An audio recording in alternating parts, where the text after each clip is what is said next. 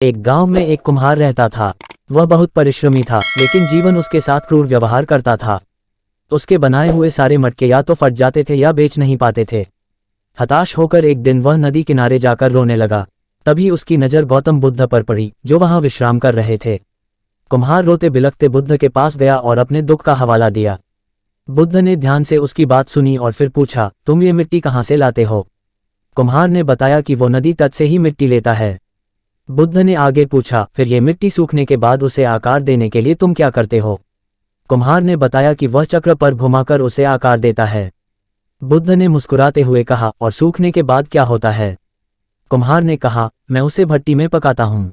बुद्ध ने फिर पूछा, लेकिन क्या तुम भट्टी को ठीक से गर्म करते हो? कुम्हार ने हताश होकर कहा, बुद्ध जी, मैं सब कुछ बिल्कुल सही करता हूँ, फिर भी मेरे मटके या तो फट जाते हैं या बिक नहीं पाते। आखिर मेरी गलती क्या है? बुद्ध ने धीरे से कहा, मित्र, तू सब कुछ बिल्कुल सही करता है, लेकिन एक महत्वपूर्ण चीज भूल जाता है।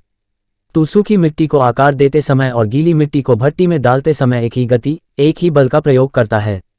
सूखी मिट्टी को नम्रता से संभालने की जरूरत होती है, जबकि गीली मिट्टी को मजबूती से पकाने की। जीवन भी ऐसा ही है। सुख और दुख अलग अलग हैं। सुख के समय धैर्य और संतोष की जरूरत होती है, जबकि दुख के समय दृढ़ता और संघर्ष की। तूने हमेशा एक ही रवैया अपनाया, इसीलिए तेरे मटके फटते रहे। अपने जीवन में भी अलग अलग परिस्थितियों के हिसाब से अपने व्यवहार को अपना, फिर देख, तेरे सारे मटके मजबूत और बिकने लायक बनेंगे। कुम्हार को बुद्ध की बात समझ में आ गई। उसने अपने रवैये में बदलाव किया, अलग अलग परिस्थितियों में उसके हिसाब से व्यवहार किया, और धीरे धीरे उसके मटके सुंदर, मजबूत और बिकने लगे। इस तरह कुम्हार को बुद्ध ने सिर्फ मिट्टी के बर्तन बनाना नहीं सिखाया, बल्कि जीवन को सही तरीके से जीने का मार्ग भी दिखाया। ये कहानी हमें सिखाती है कि हर परिस्थिति को समझकर उसी के अनुसार व्यवहार करना जरूरी है। लचीलापन और अनुकूलन क्षमता ही जीवन में सफलता पाने का असली रहस्य है। एक शाम की बात है, भगवान बुद्ध अपने शिष्यों के साथ एक गांव में पहुंचे। गांव में सूखा पड़ा था, खेत सूखे हुए थे, लोग भूख से व्याकुल थे। उनकी ये हालत देखकर बुद्ध का मन करुणा से भर गया।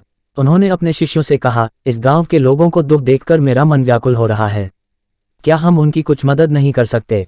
शिष्यों ने कहा, गुरुदेव, हमारी झोली भी खाली है, हम क्या सहयोग दे पाएंगे?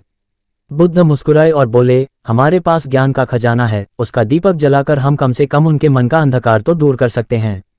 उस रात बुद्ध ने गांव के चौपाल में प्रवचन दिया। उन्होंने दुख के कारणों को समझाया, मन की शांति पाने के उपाय बताए और कर्म के सिद्धांत को समझाया। उनकी बातें सुनकर गांव के लोगों को मानो एक नई राह दिखाई पड़ी। उन्होंने अलसी के बीज लाकर हर घर में बांटे और लोगों को सिखाया कि कैसे कम पानी में भी अलसी उगाई जा सकती है। उन्होंने मिलजुल कर काम करने, धैर्य रखने और कठिन समय में हार न मानने का संदेश दिया। धीरे धीरे गांव के लोगों ने बुद्ध की बातों को माना और कड़ी मेहनत से अलसी की खेती शुरू की। कुछ ही महीनों में गांव में हरियाली लौट आई, लोगों के चेहरों पर खुशियां लौट आईं। बुद्ध ने बिना किसी धन के, सिर्फ अपने ज्ञान और प्रेरणा के बल पर पूरे गांव का दुख दूर कर दिया था। यही उनकी सबसे बड़ी प्रेरणा है। हमें सिर्फ दूसरों की मदद करने की इच्छा शक्ति चाहिए, रास्ते अपने आप निकल आएंगे।